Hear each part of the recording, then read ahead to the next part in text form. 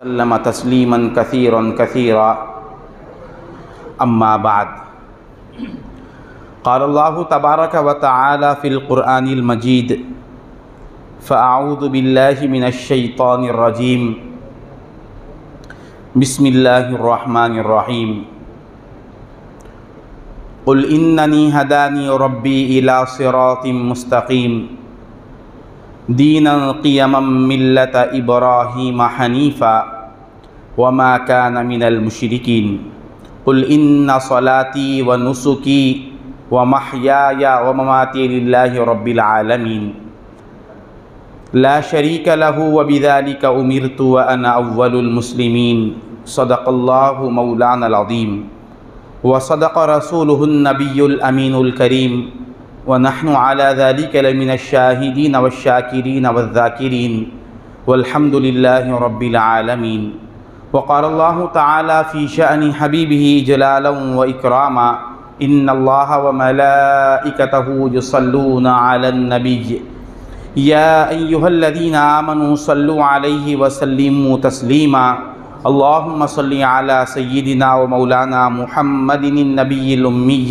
وعلى آل سيدنا ومولانا محمد النبي الأمي الذي قرنت البركة بذاته ومحياه وتعطرت العوالم بطيب ذكره ورجاه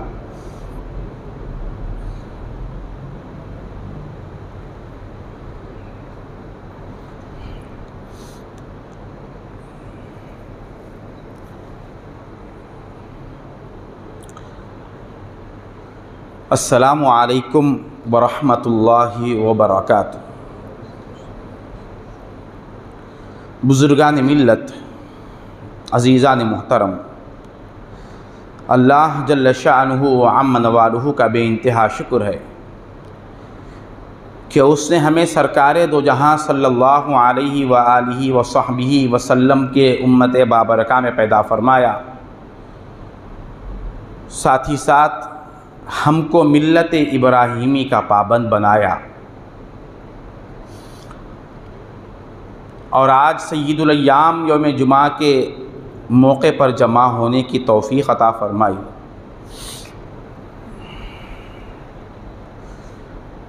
محترم بزرگ اور دوستو،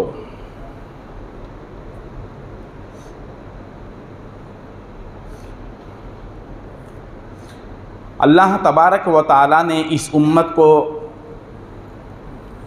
جہاں انگنت خصوصیات سے مالا مال کیا ہے، ان خصوصیات میں سے ایک خصوصیت یہ بھی ہے کہ اس امت کو اللہ تبارک و تعالیٰ نے ملت ابراہیمی کو اپنانے کا موقع عطا فرمایا۔ 1,80,000 کم و بیش انبیاء علیہم السلام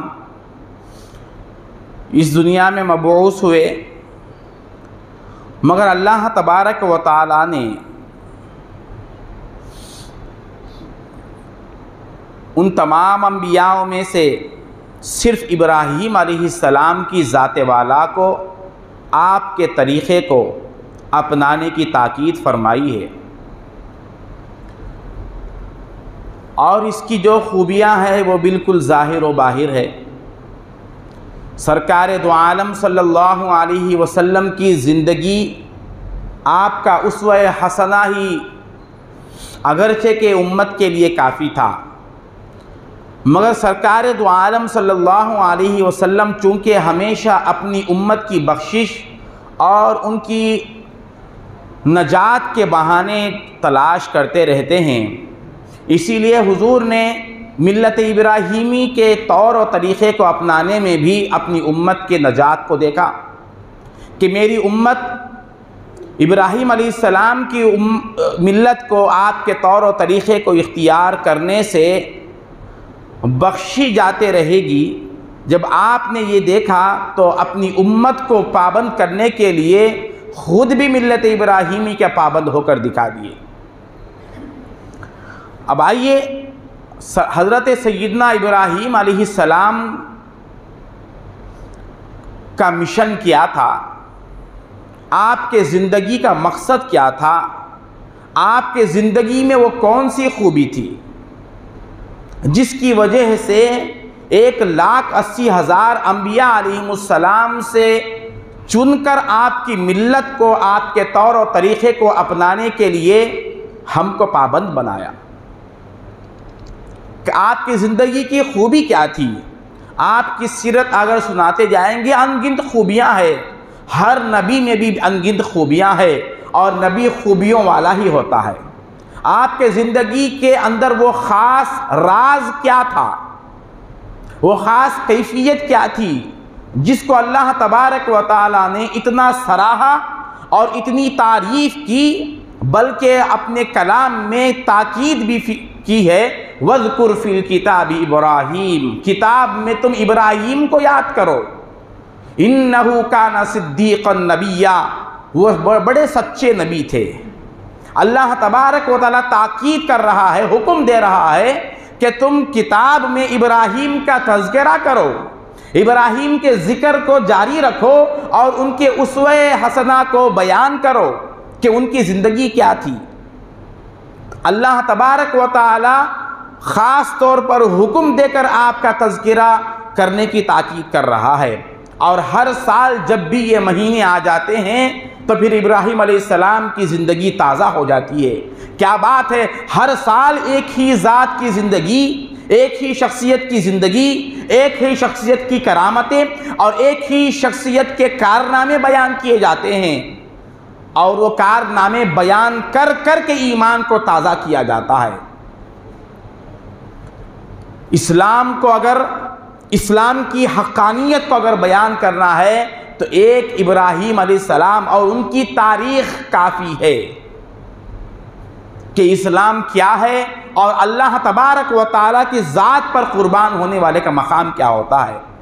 تو ہم بات یہ کر رہے تھے کہ ابراہیم علیہ السلام کی زندگی میں وہ کون سی ایک خاص خوبی تھی، بہت سی خوبیوں میں سے وہ کون سی خاص ادا تھی جو اللہ تبارک و تعالیٰ کو پسند آ گئی۔ اس ادا کو دکھانے کے لیے ساری امت کو اللہ تبارک و تعالیٰ پابند کر دیا۔ وہ خلاصہ کیا تھا آپ کی زندگی کا، قرآن اس کو بیان کر رہا ہے۔ اللہ تبارک و تعالیٰ کے حول و قوت سے جس آیہ کریمہ کی تلاوت کا شرف حاصل کیا گیا، حق تعالیٰ فرماتا ہے، قُلْ إِنَّنِي هَدَانِي رَبِّي، اے محبوب آپ کہہ دیجئے کہ میرے رب نے، اننی ہدانی ربی الی صراط مستقیم، میرے رب نے مجھے سیدھے راستے کی ہدایت فرمائی ہے۔ وہ سیدھا راستہ کیا ہے؟ دینن، ایک ایسا دین ہے، قیمن، جو بالکل سیدھا ہے، ایسا دین جس میں ٹیڑھی بات نہیں ہے، جس میں کوئی پیچیدگی، کسی بھی طرح کا پھیراؤ نہیں ہے، کسی بھی طرح کا دھوکہ نہیں ہے، کسی بھی طرح کی کجی نہیں ہے، بالکل صاف بات ہے۔ وہ دین ہر ایک آدمی کے سامنے بالکل کھلا ہوا ہے۔ دینن قیمم، سیدھا دین ہے۔ دین کہتے ہیں اللہ کے منشا کو، اس دین میں اللہ کا منشا بالکل کھلا ہوا ہے، صاف ہے، کوئی ہیر پھیر نہیں ہے۔ ملت ابراہیم حنیفا، وہ راستہ، وہ اللہ تبارک و تعالیٰ کی سیدھی سادھی مرضی کیا ہے؟ وہ ابراہیم علیہ السلام کا طریقہ ہے۔ یہ انداز دیکھیے قرآن کا جو اللہ بتا رہا ہے، ملت ابراہیم ہی سیدھا راستہ ہے اور وہی سیدھا دین ہے، یہ بتانے کے لیے اللہ تعالیٰ اپنے محبوب کو حکم دے رہا ہے۔ قل، آپ کہہ دیجئے، مجھ کو اللہ تبارک و تعالیٰ نے یہ سیدھا راستہ عطا فرمایا، اور وہ سیدھا راستہ سیدھے دین کی شکل میں دیا ہے۔ حضور فرما رہے ہیں مجھے اللہ تعالیٰ نے ملت ابراہیمی دیا، اس کی خوبی یہ ہے کہ یہ راستہ سیدھا، اور اس میں اللہ کا منشا بالکل صاف کھلا ہوا ہے، کوئی ٹیڑھا پن نہیں ہے۔ اب بتا رہے ہیں وہ سیدھا راستہ کیا ہے، وہ سیدھا راستہ کیا ہے، اور وہ سیدھا دین جس میں ذرا برابر بھی ٹیڑھا پن نہیں ہے، وہ کیا ہے؟ اب بتا رہا ہے، قل ان صلاتی، آپ کہہ دیجئے کہ میری نماز، ان صلاتی و نسکی، میری قربانی، و محیایا، اور میری زندگی، و مماتی، اور میری موت للہ رب العالمین، اللہ ہی کے لیے ہے جو کائنات کا پروردگار ہے، لا شریک لہ، اس میں کسی کو شریک نہیں کیا جا سکتا، یہ کسی دوسرے کے لیے نہیں ہے۔ وَبِذَلِكَ أُمِرْتُ، اسی بات کا مجھے حکم دیا گیا ہے، وَأَنَا أَوَّلُ الْمُسْلِمِينَ، اور میں اس سب سے پہلے تم میں سے اس بات کے لیے سر جھکانے والوں میں سے ہوں۔ قرآن کا صاف حکم ہے۔ ابراہیم علیہ السلام کی زندگی کی خصوصیت کیا ہے، آپ کے زندگی کا راز کیا ہے، اللہ تعالیٰ نے اس آیت میں کھول کر بتا دیا کہ ابراہیم کچھ نہیں ہے، ابراہیم سب کچھ مولا کے لیے ہے، ابراہیم کا خاندان مولا کے لیے ہے، اس کی دولت اللہ کے لیے ہے، اس کی اولاد اللہ کے لیے ہے، اس کی ہر خوشی مولا کی خوشی میں فنا ہے، اس کی ہر مرضی منشاء خداوندی میں فنا ہے، اس کا ہر ارادہ اللہ کے ارادے میں فنا ہے۔ ابراہیم علیہ السلام کی خوبی آپ کی زندگی یہ تھی کہ آپ نے اپنے لیے کچھ نہیں رکھا، ہمیشہ اپنے مولا کے لیے جیے، اپنے مولا کے لیے مرے، ہر چیز میں اللہ تعالیٰ کی خوشی کو دیکھا۔ اس میں چاہے آپ کی بیوی بچے ضائع ہو جائے، آپ کے بچے کو قربان کرنے کا حکم آئے، سب کچھ لٹا دیا مولا کے لیے، کوئی چیز اپنے لیے نہیں رکھے۔ یہ ایک بات تھی حضرت سیدنا ابراہیم علیہ السلام کی زندگی میں، اور یہی انسان کی تخلیق کا بھی راز ہے۔ ملت ابراہیمی کا راز اور انسانی تخلیق کا راز دو ایک ہو گئے، اسی لیے اللہ تبارک و تعالی ابراہیم علیہ السلام کی ذات پر فخر کرتا ہے اور آپ کے شان کو اجاگر کرتا ہے کہ اللہ تعالیٰ نے انسان کو جس مقصد کے لیے پیدا فرمایا، انسان کو جس مقصد کے لیے بنایا ہے، وہ مقصد آپ کی ذات میں اور آپ کی زندگی میں پورا کیا جا رہا ہے۔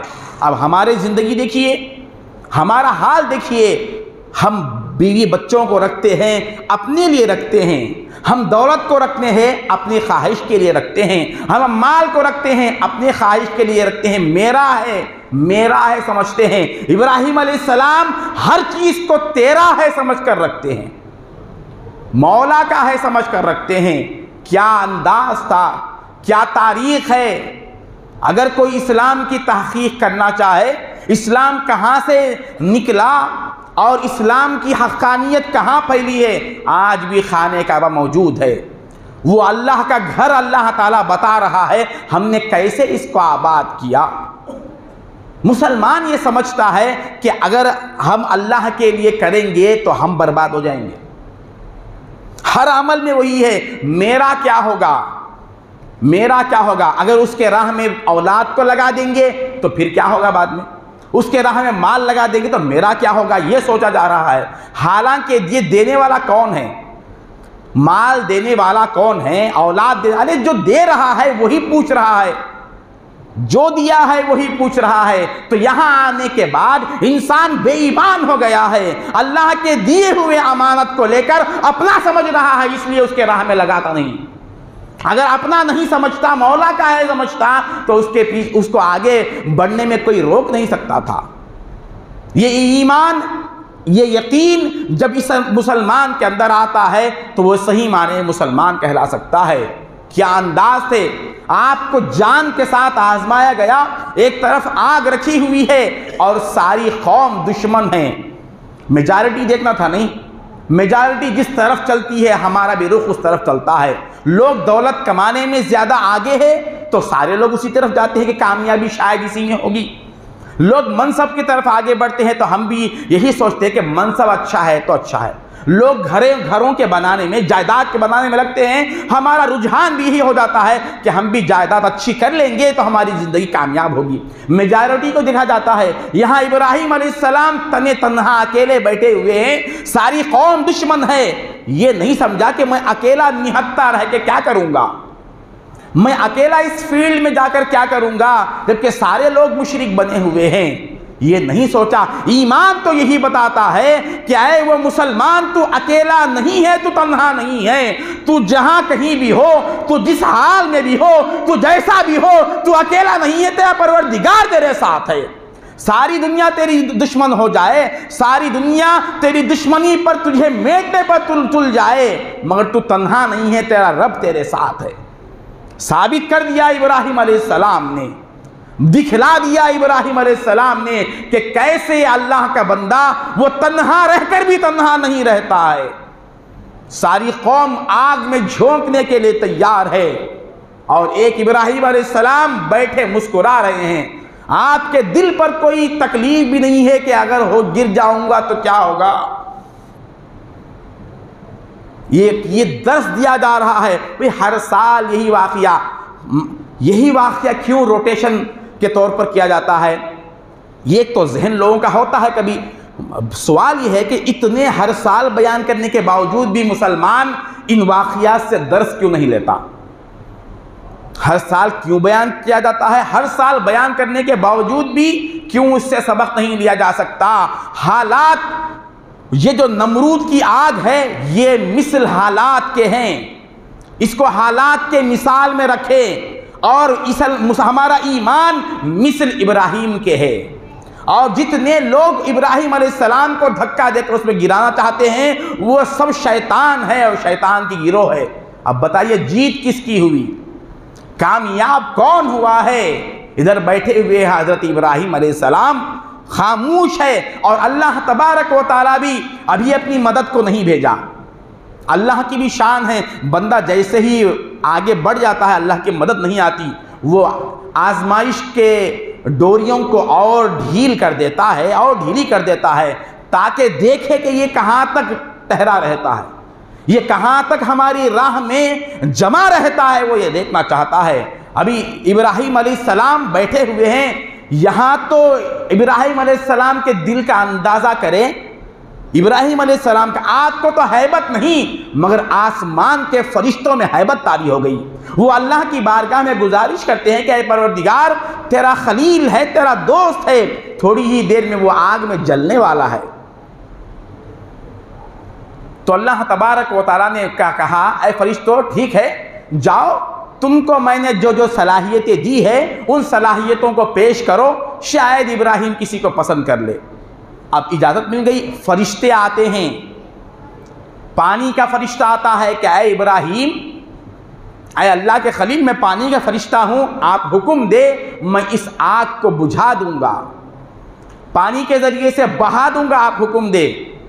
یہ توحید کا وہ مقام ہے جہاں بندہ فرشتوں سے بھی مدد نہیں لیتا، فرشتوں کی مدد بھی اس کے لیے غیر ہو جاتی ہے۔ ابراہیم علیہ السلام کیا ہے؟ حنیف ہے، حنیف کہتے ہیں یکتا، اس کو مولا کے سوا کسی چیز سے کوئی غرض نہیں، فرشتوں سے بھی مدد لینا اس کے پاس شرک کا درجہ رکھتا ہے، لا شریک لہ کہہ دیا، ہم یہ فرشتوں سے مدد نہیں لے سکتے۔ فرشتے کو کہہ دیا کہ تم جاؤ، تمہاری مجھے ضرورت نہیں ہے۔ پہاڑوں کا فرشتہ آتا ہے اور کہتا ہے کہ اے ابراہیم اجازت دو، میں پہاڑوں کے درمیان اس آگ کو دبا دوں گا۔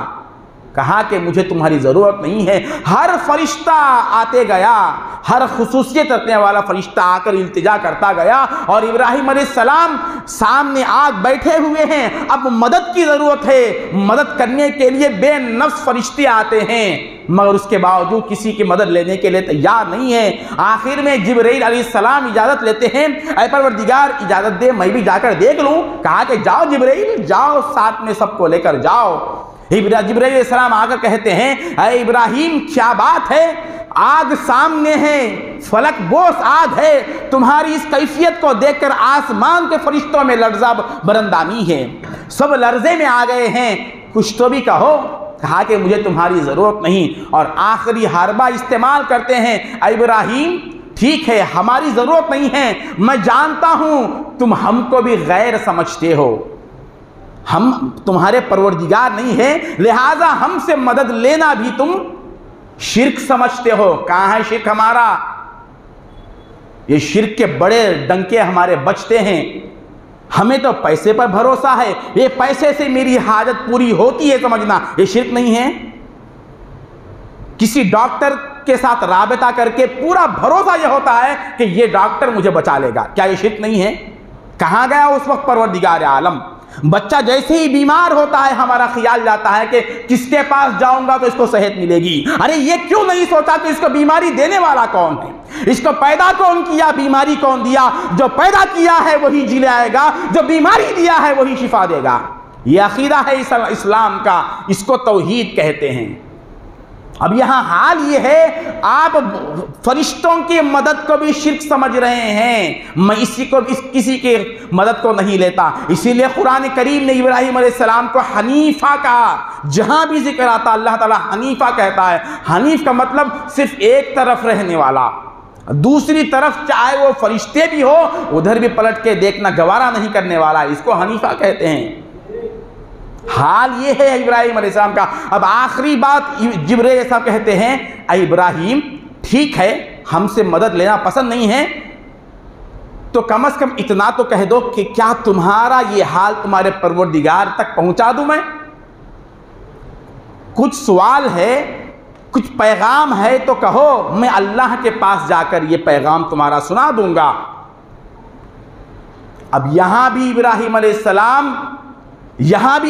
السلام کا ایمان اور آپ کی توحید ذرا برابر بھی مائل نہیں ہوئی۔ کہنے لگے، اے جبرائیل تم تو مدد نہیں کر سکتے اور میں تمہاری مدد لیتا بھی نہیں۔ اب یہ رہی یہ بات کہ میرا سوال میرے پروردگار تک پہنچانا ہے، میرا حال میرے پروردگار کو سنانا ہے، اس کی بھی ضرورت نہیں ہے۔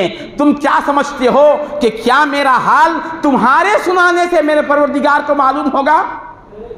تمہارے بتانے سے معلوم ہوگا؟ ہوا عالم حالی، ارے اس کو معلوم ہے کہ اس کا ابراہیم کس مقام پر بیٹھا ہوا ہے، وہ جانتا ہے کہ اس کا یہ بندہ آگ کے سامنے بیٹھا ہوا ہے، وہ جانتا ہے کہ ساری قوم اس کو آگ میں دھکیلنے کے لیے بیٹھی ہوئی ہے۔ مستغنی عن السوالی، ارے تم کیا سمجھتے ہو میرا پروردگار جس پر ایمان لا کر، جس پر بھروسہ کر کے میں بیٹھا ہوا ہوں، اس کو سوال کرنے کی بھی ضرورت نہیں ہے، وہ بندے کے سوال سے پہلے اس کی حاجت روائی کر دیتا ہے، پوچھنے کی کیا ضرورت ہے؟ ہم جب رات سو گئے تو کیا صبح میں بیداری کے لیے سوال کیا کوئی؟ سانس جو لے رہے ہیں 24,000 مرتبہ انسان 24 گھنٹوں میں سانس لیتا ہے، 24,000 سانس سے 24 گھنٹوں میں ہوتی ہے۔ کیا بات ہے، کس سانس کے بارے میں ہم نے اللہ سے پوچھا؟ ارے پوچھنے کے لیے بھی تو اسی کی سانس ہونا چاہیے، کیا پوچھیں گے ہم؟ وہ سانس جو اللہ سے مانگنا ہے اس کے لیے بھی تو سانس ہونا ہے۔ اتنا مجبور ہے بندہ، اس کو معلوم ہے کہ اس کے بندے کو کب کیسے کس چیز کی ضرورت ہے۔ یہ ایمان ہے، لکھ کر رکھ لیجئے، اگر ہمارے عقیدے میں اگر یہ نہیں ہے، اللہ کو معلوم ہے کہ ہم کہاں ہیں اور کس چیز کی ضرورت ہے۔ اگر اللہ تعالیٰ کو یہ چیز معلوم نہیں ہے تو پھر وہ اللہ نہیں ہے، وہ الہ نہیں ہے۔ اگر اس کو معلوم ہے ہمارا عقیدہ اس کے برابر نہیں ہے تو ہمارا ایمان بیکار ہے، ہماری توحید میں شرک آ گیا ہے۔ کیا کہہ رہے ہیں؟ اے جبرائیل جاؤ، اس کو سوال کرنے کی ضرورت نہیں ہے، اس کو پوچھنے کی ضرورت نہیں ہے، وہ ہمارے حال سے ہمارے کہنے سے پہلے واقف ہے، وہ جانتا ہے، جاؤ واپس۔ یہ ادائیں تھی ابراہیم علیہ السلام کی، یہ ادائیں پسند آ گئی تھی۔ ابھی آگ دہک رہی ہے، ابراہیم علیہ السلام کو اٹھا دیا گیا، آگ میں ابھی پہنچنے والے ہیں۔ اللہ تبارک و تعالیٰ اب کسی فرشتے کو نہیں بھیجا کہ آگ کو ٹھنڈی کر دو۔ جو اللہ کی سنت ہے فرشتوں کو بھیجتا ہے مدد کے لیے، یہ اللہ کی سنت ہے، مگر اللہ تعالیٰ کی یہ بھی ایک شان ہے کہ درمیان میں کبھی فرشتوں کو بھی ہٹا دیتا ہے، درمیان میں فرشتوں کو بھی ہٹا دیتا ہے۔ جیسے ایک عام آدمی کی روح قبض کرنا ہے تو درمیان میں ملک الموت آ جاتے ہیں، قُلْ يَتَوَفَّاكُمْ مَلَكُ الْمَوْتِ الَّذِي وُكِّلَ بِكُمْ، تمہاری روح جو قبض کرتے ہیں وہ فرشتے آتے ہیں، یہ فرما دیا۔ اب جب یہ قرآن نے کہہ دیا کہ ملک الموت تمہارے روح کو قبض کرنے آتے ہیں، تو دوسرے مقام پر فرماتے ہیں اللہ الذی یتوفاکم، اللہ یتوفی الانفس حین موتها، تمہارے موت کے وقت اللہ خود تمہاری روح لینے کے لیے آ جاتا ہے۔ ایک بندے کا مقام وہ بھی ہے، جیسے شہداء ہے، شہداء کی جب شہادت ہوتی ہے اللہ تعالیٰ فرشتوں کو ہٹا دیتا ہے، فرشتوں تم ہٹ جاؤ، یہ میرے لیے مرا ہے، اس کی روح میں لینے کے لیے آ جاؤں گا۔ اللہ یتوفی الانفس حین موتها، اللہ خود حاضر ہو جاتا ہے۔ ابراہیم علیہ السلام جب سارے فرشتوں کو مدد کرنے سے انکار کر دیے تو مقام یہ ہوا، اب اللہ نے فرشتوں کو نہیں کہا کہ تم جا کر مدد کرو، یہاں یہ کہہ رہا ہے یا نارو کونی بردن، ڈائریکٹ آگ سے کہہ رہا ہے اے آگ تجھ کو گرم کس نے کیا؟ میں نے تجھ کو گرمی دی تھی، اب میں ہی کہہ رہا ہوں بردن و سلامن، سلامتی والی بن جا۔ بردن و سلامن، کیا انداز ہے، کیا حکمت ہے مولا کے کلام میں۔ وہ راست کہہ رہا ہے آگ تو ٹھنڈی ہو جا اور سلامتی والی بن جا، مطلب یہ کہ تو اتنی بھی زیادہ ٹھنڈی نہ بن جا کہ تیرے ٹھنڈک کی وجہ سے تکلیف ہو جائے۔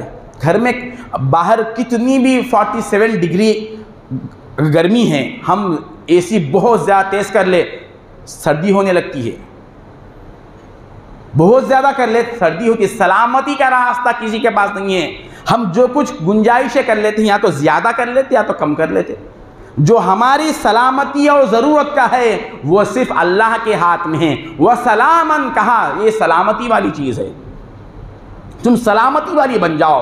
تو بات یہ عرض کرنی ہے کہ اللہ تبارک و تعالیٰ نے ابراہیم علیہ السلام کی زندگی میں جو خوبی رکھی ہے، آپ کا تعلق راست اللہ سے ایسا ہے، درمیان میں مخلوق کو آنے ہی نہیں دیا آپ نے، درمیان میں مخلوق سے محبت نہیں رکھی، ادھر جان ہے اور ادھر اللہ تبارک و تعالیٰ کا منشا ہے۔ جب بیوی بچوں پر بات آئی، اللہ نے حکم دیا اے ابراہیم ہم تم سے آزمائش لینا چاہتے ہیں، اپنی بیوی ہاجرہ کو اور اپنے لخت جگر ابراہیم اسماعیل کو ایک ایسے وادی میں چھوڑ کر آؤ جہاں پر کوئی پرندہ ہو، نہ کوئی پانی کا قطرہ ہو، نہ کوئی گھاس کا تنکا ہو۔ کون کریں گے یہ؟ کون کریں گے یہ؟ بیوی کو نماز پڑھنے کا حکم نہیں دے سکتے آج ہم، بیوی کا لباس بدل نہیں سکتے ہم، اس کو گالی گلوچ کرنے سے روک نہیں سکتے ہم، اپنے گھر کی اتنی اصلاح نہیں کر سکتے۔ اور ابراہیم علیہ السلام کو یہ حکم ہو رہا ہے ایسے مقام پر چھوڑ کر آؤ، ایسے مقام پر چھوڑ کر آؤ جہاں کوئی چیز نہیں ہے۔ ابراہیم علیہ السلام بے چوں و چرا، کیوں؟ آپ کے اندر اللہ کے حکم کی پاسداری تھی، نہ بیوی کی محبت نہ اولاد کی محبت۔ ایسا نہیں ہے کہ بیوی بچوں کو ایسا چھوڑ دے لے کے جا کر، مسئلہ وہ نہیں ہے، مسئلہ اللہ کے منشا کو اختیار کرنے کا ہے۔ اللہ کی مرضی آ گئی تو بیوی کی مرضی اس کی پسند کوئی چیز نہیں، اولاد کی مرضی اس کے پسند کوئی چیز نہیں، اللہ کی مرضی کے سامنے بھئی اللہ کی مرضی کے حد میں بیوی بچوں کی خوشی ہے۔ ہماری خوشی کیا ہے؟ اب کر رہے نہیں خوشی، مسلمان برتھ ڈے پارٹیاں نہیں کر رہے، ہوٹلوں میں جا کے وہ کیا نئے تماشے کر رہے۔ خوشی میں پیدا ہوا سو دن، کیا کون سا کارنامہ انجام دیے؟ آپ پیدا ہو کر کون سا کام کرے؟ نہیں، جی رہے ہیں بس۔ اب بولیں گے تو برا لگے گا، جانور بھی پیدا ہوا وہ بھی جی رہا ہے، اس کی برتھ ڈے مناؤ۔ کوئی کارنامہ کسی کو ہمارے پیدا ہونے کا فائدہ نہیں ہوا، ہم جس مقصد کے لیے پیدا کیے گئے وہ مقصد تو آج تک سمجھ میں نہیں آیا۔ اب اس کے نئے نئے طریقے نکلے ہیں، ہوٹلوں میں جاؤ اور فلاں کرو، کیک لے کر جاؤ، اڑاؤ، اب اس کو بکھیرو، کھاؤ۔ یہ کون سی خوشی ہے؟ مسلمان کب خوش ہوتا ہے؟ اس کے خوشی کا موقع کون سا ہے؟ یہ بھی بھول گئے، غم کب منانا، خوشی کب منانا مسلمان کو یہ بھی معلوم نہیں ہوا۔ کیوں؟ ان لوگوں کی چال ہم نے اختیار کی جن کو معلوم ہی نہیں کہ زندگی کا مقصد کیا ہے، زندگی کی معراج کیا ہے، زندگی کا راز کیا ہے، یہ زندگی کس نے دیا اور کیوں دیا ہے، یہ سانسیں کس نے دیا ہے اور کیوں دیا ہے۔ اس طرح سے شرارتیں کرنے کے لیے دیا ہے؟ نہ زندگی میں اس کا منشا ہے نہ اس کی مرضی ہے۔ جب جائیں گے اللہ تعالیٰ پوچھے گا کہ اے بندے تو اپنی پیدائش پر خوشی کیوں منا رہا تھا، کس بات پر یہ خرچ کیا تھا؟ جواب کیا دیں گے ہم؟ پیدائش منانا تو ان لوگوں کی تھی جن کے پیدائش پر اللہ تبارک و تعالیٰ نے فخر کیا ہے، جن کے زندگی پر فخر کیا ہے، جن کے زندگی کے تذکروں کو کرنے کے لیے قرآن نے حکم دیا وَاذْكُرْ فِي الْكِتَابِ ابراہیم، یاد کرو میرے ابراہیم کو۔ باعث فخر تو یہ لوگ ہونے تھے اور ان کی زندگی انہوں نے قربان کر دی، ان کی زندگی انہوں نے لٹا دی اللہ پر۔ ارے زندگی اسی کی خوشی منانے کے لائق ہے جنہوں نے اپنی زندگی مولا کے لیے وقف کر دی، اپنی زندگی کو مولا کے مرضی کے لیے لٹا دی، اپنی زندگی کو اللہ پر قربانی کر دی ہے۔ وہ لوگ ہیں قابل فخر، وہ لوگ، ان کو حق بنتا ہے کہ ہم کامیاب لوگ ہیں۔ اور حال تو یہ ہے، ہمارے زندگی کا مینو یہ ہے، صبح اٹھے آج کتنا کمایا، کل کتنا کمایا تھا، کل کے لیے کتنا میں جمع کر کے رکھوں، جو پیدا کیا ہے اس کے لیے کیا کیا ہم نے۔ پیدا ہونے سے 40 سال 50 سال گزر گئے، اس کے لیے کیا کیا ہم نے۔ حالانکہ وہ کچھ مانگتا نہیں دوست، وہ ہمارے لیے ہی دیتا ہے، وہ ہمارے لیے کچھ لیتا نہیں، وہ صرف یہ دیکھنا چاہتا ہے بندہ دیتا ہے یا نہیں دیتا ہے۔ کیا بات کروں، غور سے سنیے۔ اللہ جب بندے سے اب تک جو بات کیا، اللہ پر قربان ہو جاؤ، مٹ جاؤ، مطلب تم ختم ہو جا کے دے دو، یہ نہیں ہے۔ ارے اس کے راہ میں ختم ہونے والا ہمیشہ زندہ رہتا ہے، اس کا تو اصول یہ ہے۔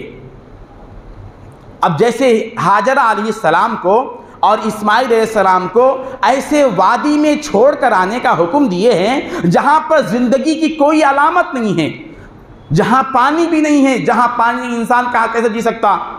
کھانے کے بغیر انسان جی سکتا؟ پانی کے بغیر جی سکتا؟ دل سے بولیے، ایمان کا دل کیا کہتا ہے؟ یہ حیوانی دل نہیں ہے۔ حیوانی دل ماں ہو تو یہ کہے گا پانی نہیں تو انسان مر جائے گا، کھانا نہیں تو انسان مر جائے گا، نہیں جی سکے گا۔ یہ ہے ایمانی دل، یہ کہتا ہے ارے کھانے کی کیا مجال، پانی کی مجال، انسان کھانے کے بغیر بھی جی سکتا ہے، انسان پانی کے بغیر بھی جی سکتا ہے، انسان نہیں جی سکتا تو مولا کے بغیر نہیں جی سکتا، یہ مولا کے بغیر نہیں جی سکتا۔ سب یہ دیکھ رہے ہیں کہ ہاجرہ کو ایسے مقام پر چھوڑ دیا، پانی کا خطرہ جہاں نہیں ہے، جہاں کوئی گھاس پھوس کا تنکا نہیں ہے۔ ارے یہ کون دیکھ رہا ہے کہ ہاجرہ تم وہاں اکیلی نہیں ہو، تمہارے ساتھ تمہارا پروردگار ہے، تمہارا رب تمہارے ساتھ ہے۔ اگر وہ تمہارے ساتھ ہے تو ایسے مقام سے پانی کو نکالے گا جہاں پر کسی کا گمان نہ جائے، ایسے مقام پر سے وہ پانی نکال سکتا ہے۔ آج ایک زمزم کافی ہے بتانے کے لیے کہ اللہ پر مر مٹنے والے آج بھی زندہ رہتے ہیں، قیامت تک زندہ رہیں گے۔ کیا مٹ گئے وہ لوگ؟ وہاں چھوڑ کر آ گئے تو مر گئے؟ ارے مرے نہیں دوست، ہزاروں کو زندہ کیے، ہزاروں کو آباد کیے ہیں۔ وہ بستی جہاں پر کوئی نہیں جاتا تھا، ان کی بدولت، ان کے توکل کی وجہ سے، ان کے اللہ پر قربان ہونے کی وجہ سے ایسا پانی نکالا۔ حیرت میں ہے دنیا آج۔ اسلام اللہ ہے یہ بتانے کے لیے صرف بہت بڑی نشانی زمزم کی تحقیق کر کے دیکھ لو، وہ پانی کہاں سے آ رہا ہے۔ ایک ایسا علاقہ عرب میں کہیں پانی نہیں، کہیں جھاڑ نہیں، دور دور تک انہوں نے کوشش کی حکومت نے کہ یہ جو پانی آ رہا ہے ہزاروں سال سے آ رہا ہے، لہذا اس کی پائپ لائننگ لے کر ہر طرف پھیلا دیا جائے، مگر انہوں نے دیکھا تو یہ پانی کا زمین میں کوئی راستہ نہیں ہے۔ آپ کسی بھی پانی کو دیکھ لیے، یہ کوئی بھی پانی کہیں سے آ کر کہیں مقام پر ملے گا۔ آپس میں سمندروں کے، ندیوں کے تعلق ہوتے ہیں۔ اگر زمین سے پانی نکل رہا ہے تو ہر ایک یہ دیکھتا ہے کہ یہ پانی کون سے پانی سے رابطہ رکھتا ہے۔ زمزم کا کوئی رابطہ زمین کے پانی سے نہیں ہے، کوئی رابطہ زمین سے نہیں ہے۔ یہ ایک اللہ کے لیے مرنے والوں کی زندہ دلیل ہے، یہ بتا دیا اللہ تعالیٰ نے۔ تو بات یہ عرض کر رہا تھا، جو اللہ پر قربان ہو جاتے ہیں، جو قربانی اللہ کہہ رہا ہے، اس سے اللہ تبارک و تعالیٰ بندے کو اس سے کچھ لیتا نہیں، بلکہ اس کو دینے کے لیے اس سے پوچھتا ہے۔ اس کو کیا ضرورت ہے، ہماری جان لے کر کیا کرے گا وہ۔ اب یہ چھوڑیے، یہ تو ابراہیم علیہ السلام قصہ ہے، آسان بات عرض کروں گا۔ اب ہم جو قربانیاں دیتے نا، قربانی کا مطلب پورا دے دینا، قربان ہو جانا۔ قربانی قربان ہونے کا نام ہے۔ ایک بکرے کو لائے ہم، اس کو ذبح کیے، گوشت کس کو دیے؟ اللہ کو دے دیے، اللہ کھایا آگے گوشت، نعوذ باللہ۔ گوشت کیا کیے؟ گوشت پورا ہم رکھ لیے۔ چلو بھائی چمڑا کیا کرے؟ چمڑا بیچ کے وہ پیسے کسی ادارے کو دے دیے، یہاں تک کہ اس کے سر پیر کاٹ کے اس کو بھی جلا کے کھا گئے۔ بھائی پورے ہم کھا گئے تو اللہ کو کیا دیے؟ اللہ کو تو دور کی بات، اللہ جس کو دیو والا بازو فقیر ہے، اس کو چھچڑے چمڑے جو بیکار، جو ہم نہیں کھاتے نا، وہ دے دیے۔ اب فریج تو پہلے تیار صاف صوف کر کے، اب تو ایسے بڑے بڑے فریج نکلے ہیں، میں چند دن پہلے دیکھا، اتنا بڑا فریج ہے پوچھو مت، اس میں کیا رکھیں گے، ایک آدمی بیٹھ سکتا ہے، اتنا بڑا فریج۔ یہ فریج یہ بتا رہے ہیں کہ لوگوں کے اندر رکھ رکھ کر چھپا چھپا کر کھانے کی عادت بن گئی، لوگوں کو بازو والے کو دینے کی عادت ختم ہو گئی، جو بھی کھائیں گے ہم کھائیں گے، جو بھی کھائیں گے۔ میں گزشتہ بھی ایک مسئلہ بتایا تھا کہ یہ جو قربانی کے حصے ہیں، قربانی کے 3 حصے کرنا گوشت میں، ایک حصہ خود رکھ لینا، ایک حصہ رشتہ داروں میں تقسیم کرنا، ایک حصہ غریبوں میں کرنا، یہ مسئلہ مستحب ہے۔ اگر تینوں حصے خود بھی رکھ لیں یہ بھی اجازت ہے، تینوں حصے رشتہ داروں میں دے دیں یہ بھی اجازت ہے، تینوں حصے غریبوں میں دے دیں یہ بھی اجازت ہے، 3 بھی طریقے ہے، جیسا چاہے اس گوشت کو استعمال کر سکتے ہیں، مسئلہ وہ نہیں ہے۔ بعض لوگوں نے اعتراض کیا کہ بھئی یہ مسئلہ کہاں سے لائے، 3 حصے کرنا ہی کرنا ہے۔ ٹھیک ہے، میں اب یہ 3 حصوں کے مسئلے میں ہی آپ کے موافق ہو جاؤں گا۔ ٹھیک ہے، 3 حصے کریں گے، ایک حصہ ہم رکھ لیں گے، ایک حصہ غریبوں کو، ایک رشتہ داروں کو۔ اس میں بھی کون سا انصاف کیے ہم؟ حصے کا مطلب ہر حصے میں جانور کے ہر حصے کا ٹکڑا شامل ہونا، یہ کلیجی، گردے، یہ سب ہم رکھ لیے۔ ہمارا جو حصہ ہے نا ہم کھانے کا، اس میں سرے، پائے، جو اچھے اچھے آئٹم ہیں، سینے کا گوشت کسی کو پسند آیا وہ خود رکھ لیے، منڈے کا گوشت پسند آیا وہ رکھ لیے، نلیاں وہ خود رکھ لیے۔ اب جو حصہ پسند نہیں ہے نا، جو گوشت، اس کو باہر دینے والوں میں شامل کر دیے۔ یہ کون سا حصہ ہوا؟ یہ کون سا انصاف ہے؟ جب 3 حصوں کو 3 حصے کر کے السویہ برابر تقسیم کرنا ہے تو اپنے لیے کیوں رکھ لیے؟ یہاں معلوم ہو رہا ہے کہ ہم قربان ہونے والے نہیں ہیں، ہم اپنے پسند کے ساتھ اللہ کی مرضی پر آنا چاہتے ہیں۔ قربانی کیا ہے؟ ہماری پسند۔ اسی لیے بہت سے لوگ بھئی ہم گائے نہیں کھاتے اس لیے قربانی نہیں دیتے۔ بھئی کھانے کا مسئلہ کیوں آیا یہاں پر؟ قربان کرنے کا مسئلہ ہے تو کھانے کا مسئلہ کیوں آیا؟ ہم گائے کا گوشت نہیں کھاتے، ہم جو ہے اس کا گوشت نہیں کھاتے، ارے کھانے کا کیوں آیا تذکرہ؟ اصل میں تو قربان اللہ پر کیسے ہوا اللہ یہ دیکھنا چاہتا ہے۔ نہ اس کو قربانی کی ضرورت ہے، نہ اس کو جو گوشت کی ضرورت ہے، نہ چمڑے کی ضرورت ہے، وہ تو صاف کہہ دیا، قرآن میں کہہ دیا لن ینال اللہ لحومها ولا دماؤها، ہرگز نہیں پہنچتا تمہارا گوشت، تمہارے جانوروں کے گوشت نہیں پہنچتے ہم کو ضرورت بھی نہیں ہے، ولا دماؤها، اس کے خون کی بھی ضرورت نہیں ہے۔ پھر کیا چاہتے ہیں مولا؟ آپ کو گوشت تم رکھ لو، اس کے چمڑے تم رکھ لو، سب تم رکھ لو، ہم تمہارے تقوی کو دیکھنا چاہتے ہیں۔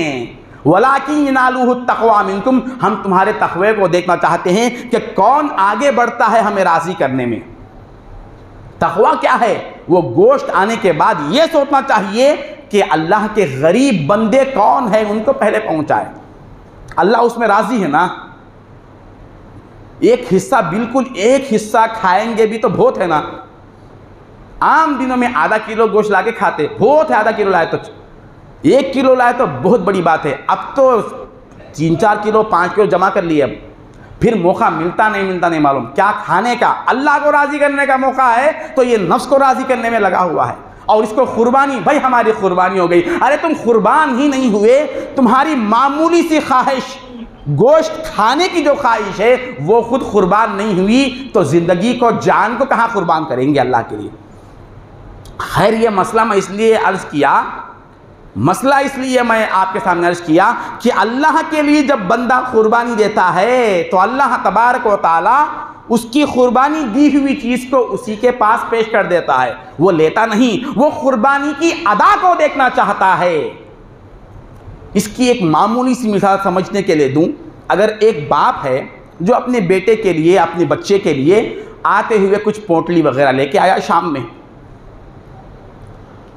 بچے کی کھانے کے لیے کوئی چیز اس کے پسند کی لے کے آیا، بچہ صبح اٹھا کہ میرے لیے کیا لائے میرے باپ، تو باپ جو ہے بچے کے سامنے اس کی پسند کی چیز رکھ دیا۔ بچہ جب پوٹلی کھول کے کھانے لگا، باپ جو ہے تھوڑی دیر کے لیے بچہ بن جاتا ہے، وہ بچے کے انداز میں اس سے کچھ مانگتا ہے، بھائی بیٹے میرے کو بھی تھوڑا دیو۔ لایا کون ہے؟ باپ ہی لایا، اور وہ باپ ہی مجھے تھوڑا دے دو۔ اب اگر وہ بچہ کہے کہ نہیں دوں گا تو کیا ہوگا باپ کے دل پہ؟ پلٹ کر فوراً کہے گا کہ یہ بچہ ابھی اس عمر میں یہ بلا ہے، میری لائی ہوئی چیز کو مجھے دینے سے گریز کر رہا ہے، مجھے نہیں دے رہا ہے، کل کو کیا دے گا مجھے؟ کل جب میں بوڑھا ہو جاؤں گا تو کل کیا دے گا؟ اگر ٹھیک ہے یہ بات تو منفی انداز ہے، اگر بچہ باپ کے پوچھنے پر اٹھا کے دے دیا بلکہ اپنے ہاتھ سے باپ کو کھلانے لگا تو کیا باپ کھائے گا؟ وہ باپ بچے کو اٹھا کر گلے سے لگائے گا اور کہے گا کہ بچے میں کھانے کے لیے نہیں لایا، میں تیرے واسطے لایا ہوں، بس دیکھنا یہ چاہتا ہوں کہ میری دی ہوئی چیز پلٹا کر میرے کہنے پر دیتا ہے یا نہیں، یہ دیکھنا چاہتا ہوں۔ جان دی ہوئی اسی کی تھی، حق تو یہ ہے کہ حق ادا نہیں ہوا، جان دینے پر بھی حق ادا نہیں ہوتا، وہ صرف یہ دیکھتا ہے کہ دیتا ہے یا نہیں ہے۔ قربانیاں کیا ہوئی؟ قربانی دینے والے کے گھروں سے بلائیں دور ہوتی ہے، فائدہ کس کا ہوا؟ اللہ کے خزانے میں کوئی اضافہ ہو گیا؟ قربانی دینے والے کے گھروں سے بے برکتیاں ختم ہو جاتی ہے، قربانی جس نیت سے دیتے ہیں وہ نیت پوری ہو جاتی ہے۔ ارے یہ تو چھوڑو، بہت بڑی بڑی باتیں ہیں، سرکار دو عالم صلی اللہ علیہ وسلم کی ذات والا پر قربان جائیے، 3000 3500 کی قربانی میں کیا مجدہ جان آفری سنا رہے ہیں حضور فرماتے ہیں تمہارے جانور کے ذبح کرنے کے بعد اس کے ذبح کرتے ہی گلے کا جو پہلا خون کا خطرہ زمین پر گرتا ہے، اس خطرے خون کے زمین پر گرنے سے پہلے تمہارے سارے گناہ معاف کر دیے جاتے ہیں۔ کتنے سستے میں گناہ معاف ہو گئے۔ ارے گناہ کا معاف ہونا کیا ہے؟ جس کے گناہ معاف ہو گئے رحمت خداوندی اس کو اپنے گھیرے میں لے لیتی ہے۔ جس کے گناہ معاف ہو جائے اس کی زندگی سے ہر طرح کی لعنتیں، ہر طرح کی بے برکتیاں، ہر طرح کی نحوستیں ختم ہو جاتی ہے۔ کتنی بڑی سرکار دو عالم نے خوشخبری سنائی ہے، ادھر یہ ہوا ادھر اللہ تبارک و تعالیٰ اتنا بڑا مقام دیا۔ یہ تو دور کی بات، اور آگے بڑھ کر حضور فرماتے ہیں یہ جو قربانی تم جانور کے لیے ہو یہ جانور کی نہیں ہے۔ ساری دنیا دیکھ رہی ہے کہ کوئی بکرا ذبح کیا، کوئی گائے ذبح کیا، کوئی اونٹنی کو ذبح کیا ہے، حالانکہ اللہ تبارک و تعالیٰ کے نزدیک تمہارا اجر یہ ہے کہ تم ادھر جانور کو ذبح کیے، وہ تمہارے اجر میں بیٹے کی قربانی کو لا رہا ہے۔ بیٹے کی قربانی اگر کرتے تو جو اجر تم کو ملنے والا ہے وہ اجر اللہ تبارک و تعالیٰ جانور کی ذبح کرنے پر دے رہا ہے۔ اگر حکم ہو جائے بیٹے کو ذبح کرو، کتنے لوگ ہیں کرنے کے لیے؟ حضرت ابراہیم علیہ السلام کو حکم ہوا خواب کے ذریعے سے، آپ نے بیٹے کے گلے پر چھری رکھ دی، اللہ نے بیٹے کو نہیں لیا۔ کیا بات ہے؟ ادھر آنکھ پر سے پٹی اترتی ہے تو دیکھتے ہیں کہ چھری کے نیچے دمبا پڑا ہوا ہے۔ اے اللہ تو نے تو بیٹے کی قربانی مجھے بتائی تھی، بیٹے کی قربانی چاہ رہا تھا، مگر کیا بات ہے دمبے کو بیچ میں کیوں لا لیا؟ اے ابراہیم مجھے اسماعیل کو مارنا پسند نہیں ہے، میں اسماعیل کو ذبح کروانا نہیں چاہتا تھا، میں صرف دیکھنا یہ چاہتا تھا کہ تم کرتے ہو یا نہیں، تم کرتے یا نہیں کرتے یہ انداز دیکھنا تھا۔ جب تم نے چھری کو اسماعیل کے گلے پر رکھ دی تو میں سمجھ گیا کہ ابراہیم کا دل میرے لیے ہے، کسی اور کے لیے نہیں ہے۔ تمہارا ادھر ذبح کرنے کے لیے جیسے ہی چھری کو رکھنا تھا مجھے معلوم ہو گیا ان صلاتی و نسکی و محیای و مماتی للہ رب العالمین، یہ میرے لیے کسی اور کے لیے نہیں ہے۔ تو یہ ادا کو دیکھنا چاہتا ہے۔ تو دوستو اللہ تبارک و تعالی بندے سے یہ چاہتا ہے کہ اللہ کے سوا وہ کسی کو پسند نہ کرے، سب چیزوں کو رکھے مگر پسند مولا کو کرے۔ دل میں جو مقام دینا ہے، جو جگہ دینا ہے وہ اللہ کو دے، کسی اور کے لیے نہ دے، یہ اللہ تعالیٰ چاہتا ہے۔ اور ملت ابراہیمی آپ کے اسوے کا حاصل اور راز یہی ہے کہ اللہ کے درمیان اور اپنے درمیان کسی کو حائل ہونے نہیں دیے، درمیان میں کسی کو آنے نہیں دیے۔ تو قربانی کا مطلب یہ سمجھے اپنے نفس کے خواہش کو قربان کرے۔ جو گناہ ہمارے اندر ریگولر چل رہے ہیں وہ گناہ بھی ہے، قربانی بھی دے رہے ہیں، کیا فائدہ ہوا؟ اللہ کے لیے جب قربان ہونے کا منظر آپ دکھا رہے ہیں تو دل میں غیر کیوں ہے؟ غیر سے لذت کیوں ہے؟ گناہ کبیرہ کی عادت تو نہیں چھوٹی۔ قربانی کا مطلب جانور پہ نہیں ہے، وہ نفس پہ چھری پھیرنا ہے۔ جو نفس پر چھری پھیرا وہ بہت بڑی قربانی ہے، وہی قربانی اللہ تعالیٰ دیکھنا چاہتا ہے۔ تو محترم دوستو ہمارے پاس بہت سی خرافات آ گئی ہے، بس یہ رکھیے وہ کھائیں گے، یہ نہیں کھائیں گے، اب پورے گھر کے لیے ایک بکرا لائیں گے۔ یہ سب ہمارے ایمان کی کمزوری کی علامتیں ہیں۔ جس کے پاس مال ہے، استطاعت ہے، ہر اس پر قربانی واجب ہے۔ ایک بڑا ڈھونگ شروع ہو گیا لوگوں کا کہ پورے گھر کے لیے ایک بکرا لائیں تو کافی ہے، ایسا نہیں ہے۔ وہ حدیث ہے سرکار دو عالم صلی اللہ علیہ وسلم کے پاس ایک صحابی نے کہا یا رسول اللہ میرے پاس ایک ہی بکرا ہے اور ہمارے سارے گھر کے افراد اس کے ثواب میں آنا چاہتے ہیں، ثواب لینا چاہتے ہیں، تو ان کے لیے خصوصاً حضور نے اجازت دی، وہ سب کے لیے نہیں ہے۔ حضور کی خصوصیات ہے، اس طرح کی مثال میں بہت سی احادیث ہے۔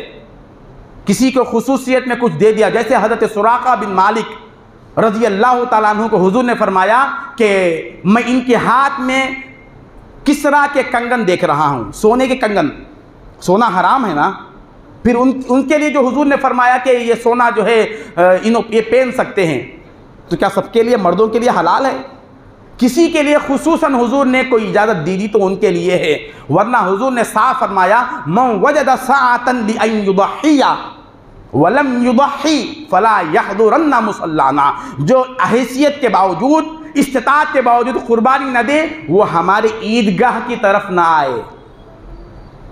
جو استطاعت رکھتا ہے، یہاں من جو بھی استطاعت رکھتا ہے تو ہر ایک فرد الگ ہو گئے۔ جو گھر والے استطاعت رکھتے ہیں حضور نے یہ نہیں فرمایا، تو جس کے پاس مال ہو 25 سے 30 ہزار کا پیسہ یا کوئی بھی چیز کسی بھی شکل میں ہو، کم سے کم اتنی مالیت کسی کے پاس ہے تو ہر اس شخص پر قربانی واجب ہے۔ سال گزرنے کی بھی ضرورت نہیں ہے، اس میں سال نہیں گزرا تب بھی ہے، آخری دن پیسہ ملا، تیسرے دن 3 دن قربانی میں سے تیسرے دن پیسہ ملا تب بھی اس پر قربانی واجب ہو جائے گی۔